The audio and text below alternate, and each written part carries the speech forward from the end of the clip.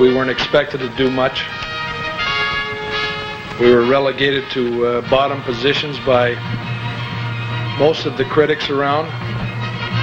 Our defense was crappy. Our forwards were aging.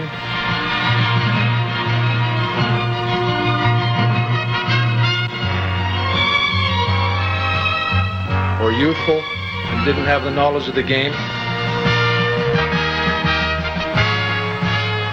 Our goaltending was suspect.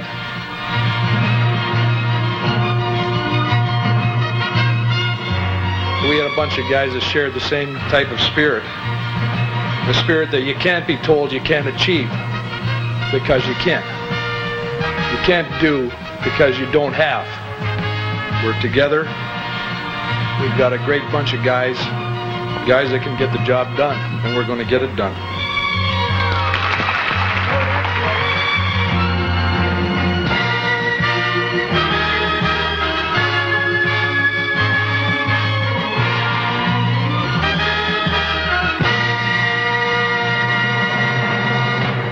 This film is brought to you in part by the Pepsi-Cola bottlers of the Delaware Valley.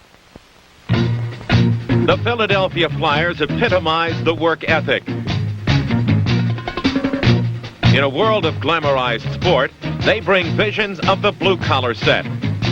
With 68 undefeated regular season games to their credit and the longest unbeaten streak in professional sports history, they surprised everyone but themselves.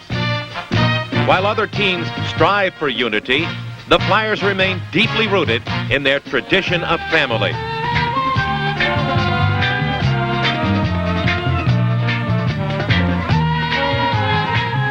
From the captain to the rookies, they play with a fervor that arises from their never-die attitude.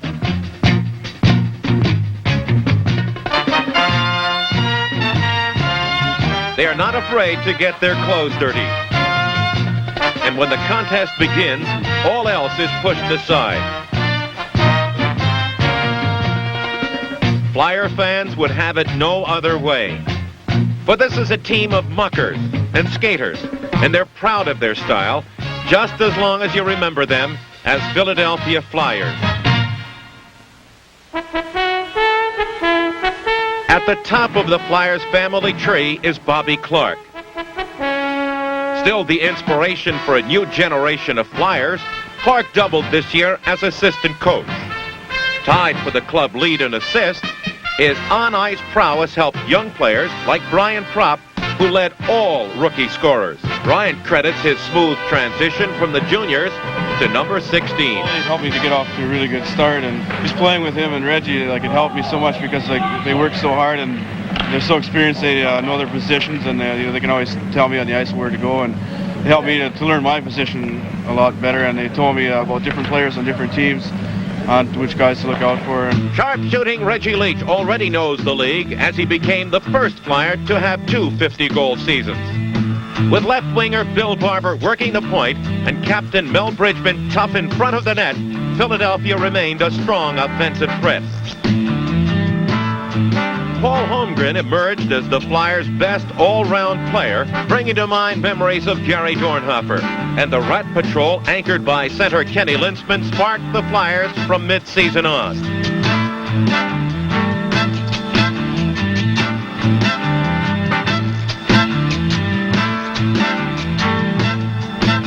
The life of a goalie can be a lonely existence, but with the acquisition of Phil Meir from St. Louis and rookie Pete Peters from Philadelphia's farm team in Maine, pucks were kept out of the net with amazing regularity.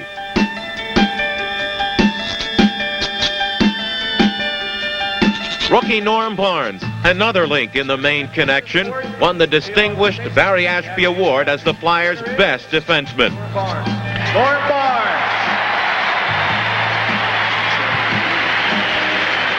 Barnes, along with the Flyers' no-name defense, helped limit the rest of the league to one of the lowest goals against average. 7 players made the All-Star team, with Reggie Leach named MVP. But Mel Bridgman knows how they really did it. The Flyer team has always been a team of character, and we've got a bunch of characters on this team, too. Sporting their best apparel, The Flyers take to the road 40 times a season. And of those games, 31 were sellouts, an NHL record. It is a grueling schedule that sees them traveling more than any other sport. Still, dispositions must be kept light in order to survive the grind.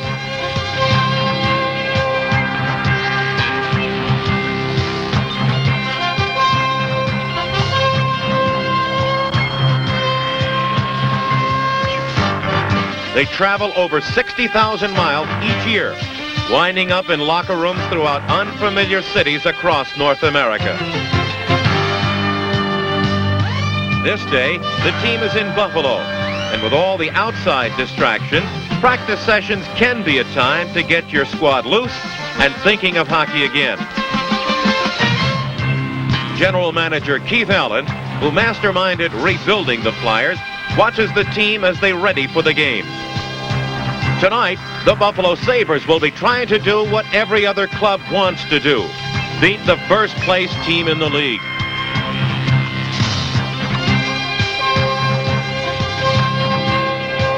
Through it all, the Flyers play together, masterfully coming back for a 1-1 tie. They are a tight-knit group, and it shows in their performance.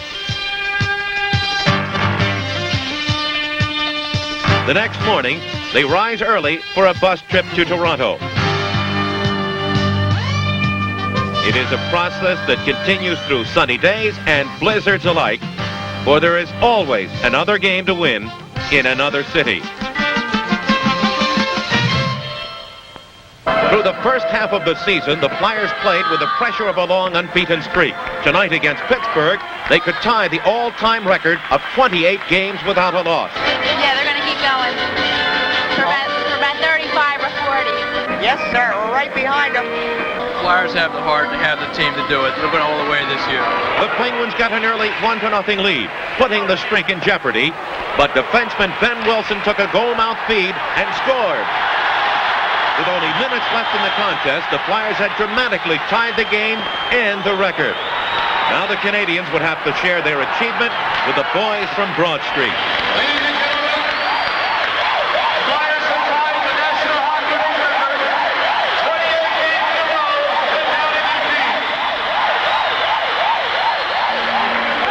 The Flyers had their 28-game unbeaten streak intact. To break the record, they would now have to play the Bruins in Boston's treacherous garden.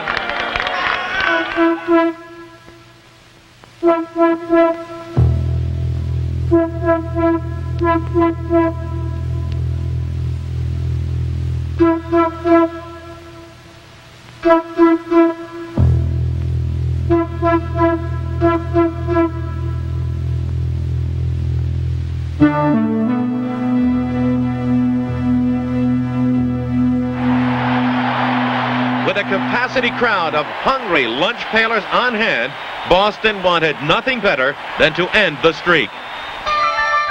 As always, the Flyers and Bruins waged all-out war.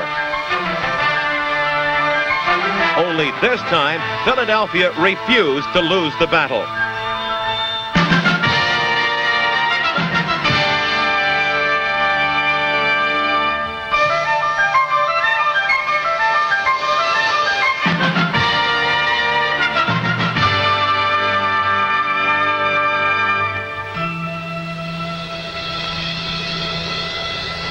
The Flyers had done it.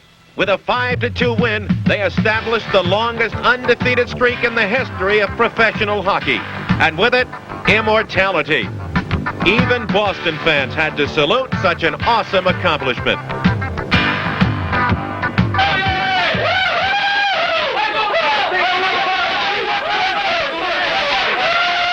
Philadelphia would extend that record to 35 games, and no team in any professional sport had ever done that. Good game, boys. Damn it, that's the way, boys. Hard work. Came a long way, boys. Way to go, Bobby Clark. Bill Barber knew the rewards were justly earned. We deserve what we've got so far. Everybody's been playing really well, and we've been sticking together and helping one another out and working hard, and it's paying off. Even though the streak ended, the hard work continued at the Spectrum. This time in another tough game with Boston. Less than 1 minute left and down by 2 goals. The Flyers had to pull their goaler. This is how we described it on television. Wilson in front, kicked away, Wilson in front again, lead score! 29 seconds left in the game. They're still alive. Slide to the right, Miller will have a shot at the open net. Deflected wide behind by Brian Tropp with 25 seconds left in the game. Puck into center. McLeish, he's got Leach breaking on the far side to the Bruin net. He goes to shoot. Save, Leach scores! McLeish scores! That's incredible, Gene. What a comeback. Holy man. Incredible comeback as the Flyers trailing 3-1 with less than a minute remaining in the game. Score at 19:11 Leach and score at 19:44 McLeish. Final score, the Flyers 3, the Bruins 3. It was games such as this one throughout the season that made Philadelphia supporters truly appreciate their Flyers. On St. Patrick's Day, Flyer followers held a banquet in honor of their team. Coach Pat Quinn was awarded a trip to Ireland by the fan club. On St. Patrick's Day, March 17th, 1980. Patrick?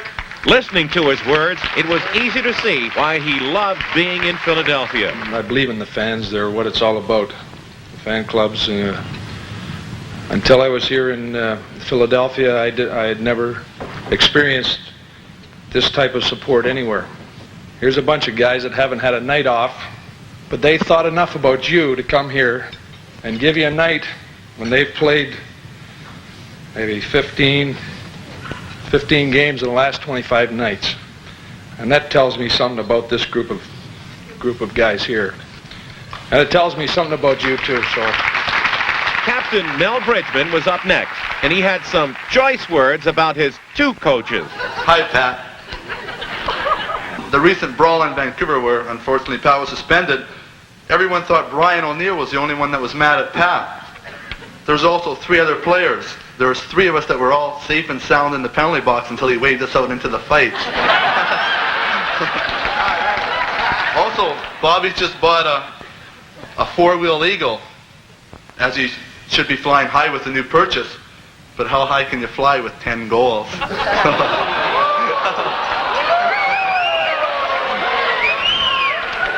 I'm going to pay for this tomorrow. Though most of the Flyers are originally from Canada, they are involved in this community, many making their homes in the area. I want Bobby Clark to score more goals and stop passing the puck.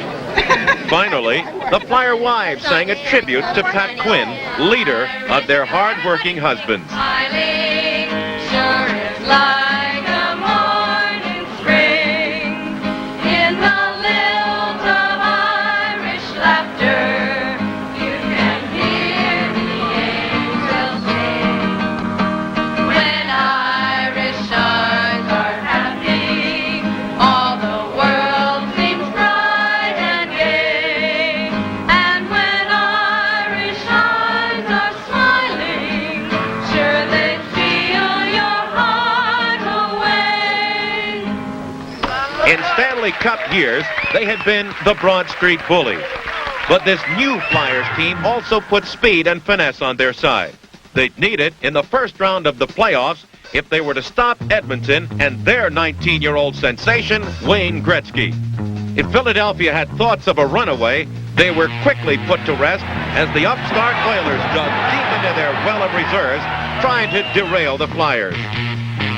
The Flyers put a playoff record 51 shots on goal. But Edmonton staved off the onslaught and went into the final minutes of the game leading 3-2. As a stunned Spectrum crowd watched the game pass into its final minute, Rick McLeish sent a 30-foot wrist shot sailing into the net. As they had done so many times during the regular season, the Flyers had miraculously come back. Then in the 8th minute of overtime, the ever-present Bobby Clark deflected the winning goal off goaler Ron Lowe's pad. Philadelphia Philadelphia went on to sweep the series in 3 hard-fought games, the last ending in double overtime, and Bill Barber knew the Flyers needed this shot in the arm. The series against Edmonton was a tough series, and if we weren't ready to play for that series, we would have been in trouble. And it was good. We had good goaltending. They had great goaltending also, and we still won. So I'm looking forward to this upcoming series.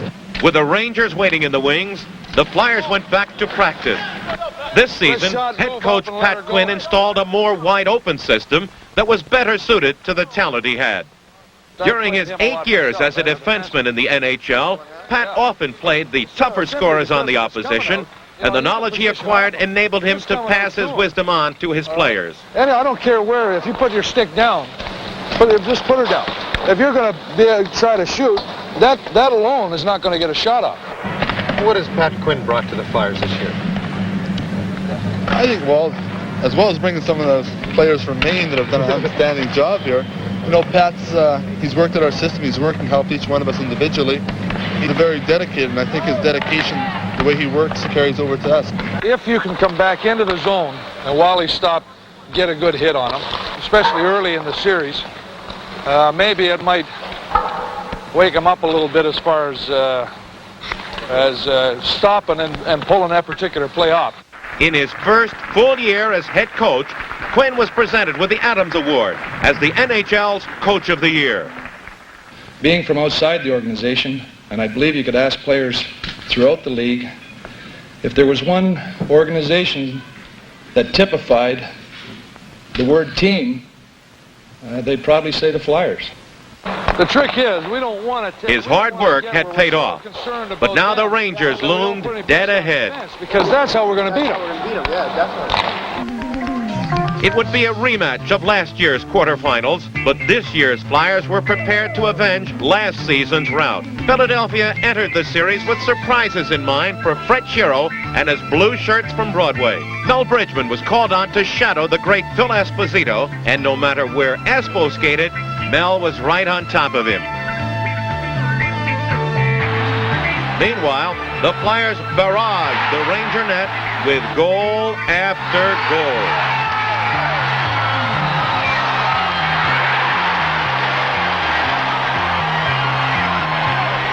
In a complete reversal of last year's playoffs, Philadelphia romped 4-1 and awaited the outcome of the Montreal-Minnesota matchup.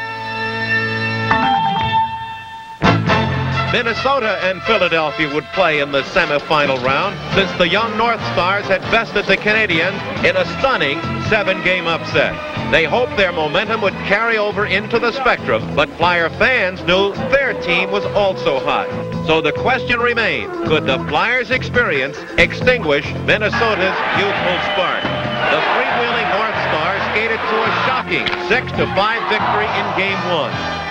As he had done all season, Pat Quinn alternated his goalers, and Phil Neer found himself between the pipes for the rest of the series. He responded brilliantly as the Flyers returned to their game.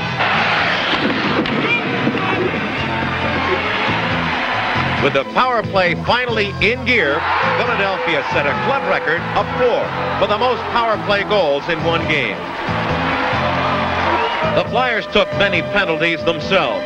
The effective penalty killing squelched the North Stars' power play. Throughout the series, winger Bill Barber was sensational as he scored 4 goals in one game and tied Red Leach's NHL record for goals in a playoff series. It had been an intriguing matchup, but again Philadelphia had conquered its foe 4-1. Flyers owner Ed Snyder felt the joy of the series victory, but there had been times during each game when everyone's pulse rate had quickened. They were exciting, much too exciting for a coach, but that's what the series are all about, boy. It's do and die and live for the excitement of the minute. That's what good teams are made of, guys that'll muck in the corners and other guys that'll finish that play off. There's no way of speculating what might have happened if Billy didn't have the hot stick through the whole thing. Now the time had come to meet the other semifinals winner, the New York Islanders.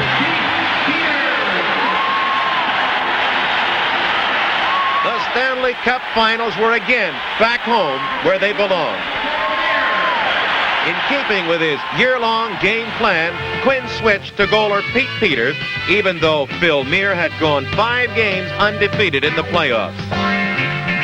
The game started with neither team scoring through the first half of period 1. But then a diving shot by Mel Bridgman and a helping hand from Islander Dennis Potvin gave the Flyers an unexpected present.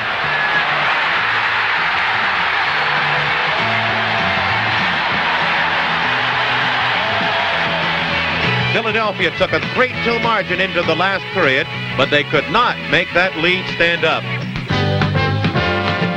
With only minutes left in regulation time and the Isles on the power play, Bill Barber lost his stick, creating a virtual 5-on-3. With this lopsided advantage, New York slipped into the slot and lit the red light. The contest was tied, and sudden death overtime would be necessary to decide a winner between two teams that had played like mirror images during the regular season.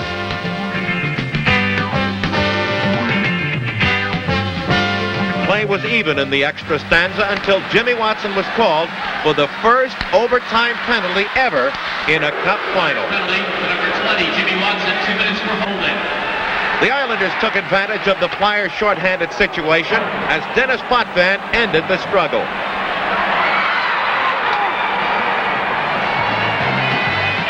The Flyers left the ice, having lost the home ice advantage. Only 1 second had remained on Watson's penalty when the goal was scored, but 1 second in this case had proven costly. In Game 2, the Flyers came out red hot as Paul Holmgren and the Rat Patrol methodically erased any memories of the opening loss.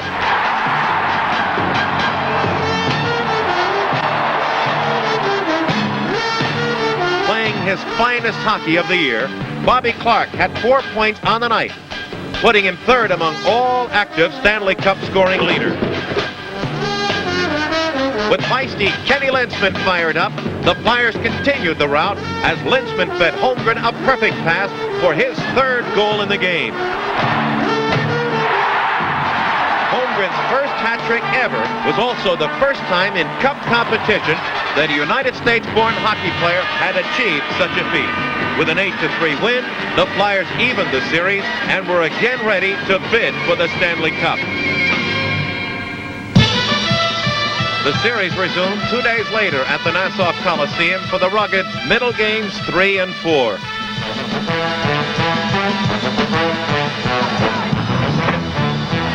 Both clubs were now playing the physical styles they were noted for.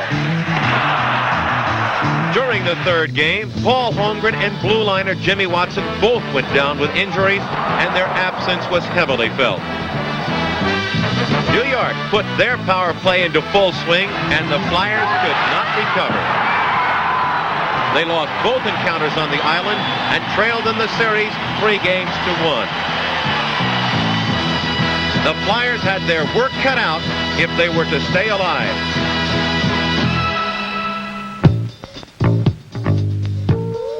Philadelphia was in a corner as Game 5 shifted to the Spectrum. It would be an uphill battle, but the fans maintained their faith. Flyers in 7, man. They're going to take it all. Because it's destiny. Why? Because we're the best. You could kill them. Of course, us. Flyers. It's not all over. You got to have faith in your team. It's my team, and they're going to win. The Flyers' situation was critical, but the Spectrum crowd gave them an inspiring standing ovation, especially after the announcement that Holmgren and Watson would return to the lineup. The Islanders came out snarling, but the Flyers quickly curbed that behavior. Much of the credit must be given to Pete Peters, who during the season had amassed the second longest personal unbeaten streak in hockey history.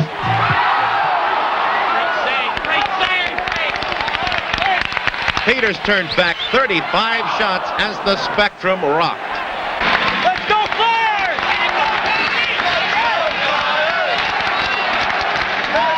Rick McLeish's second goal of the game inspired Philadelphia to a decisive 6-3 victory and kept their fires burning for a third Stanley Cup. We had to win tonight. We got to win Saturday night. That's all there is.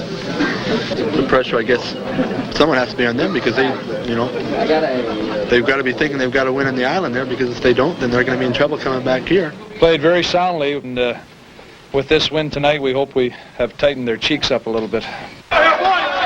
Riding the rising tide, the Flyers went to New York for Game 6. But controversy soon set in. After Philadelphia scored the game opener, the Isles tied it up on a questionable high-stick goal.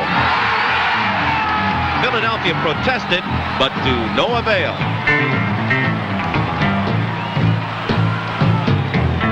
A second look shows that Peter stopped an Islander shot.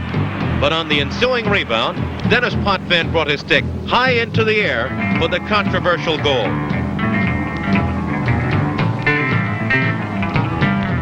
The bizarre occurrences continued as Clark Gillies dropped the pass back over the blue line to Butch Gorey. But linesman Leon Stickle missed the offside call, allowing play to continue. The obvious offside caused the Flyers to relax, and seconds later, the Islanders had the lead. Down 4-2 in the third period, Bobby Clark and the Flyers refused to relent. They fashioned a furious rally, started by a long Bob Daly slap shot, and capped 5 minutes later on a deflected blast that bounced off John Paddock's skate right into the net. Before 15,000 hostile fans, the Flyers had come back. Sudden death overtime would now decide the fate of these two exhausted clubs.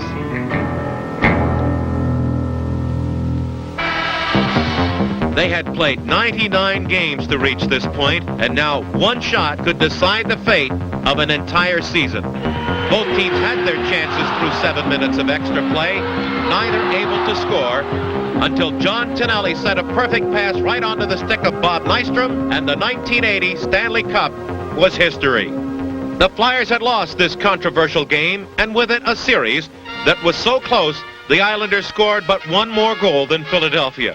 But the Flyers had proven that they would be back in '81 to challenge again. Let's go, Bobby! Let's go, Bobby! Hit him again! Shoot that thing!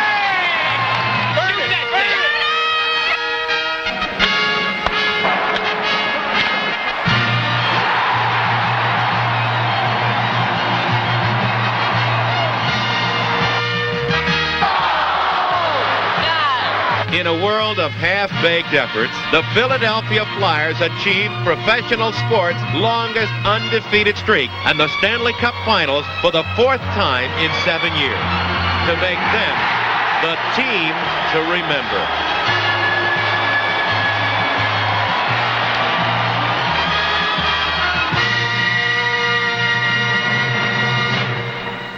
This film has been brought to you in part by the Pepsi-Cola bottlers of the Delaware Valley.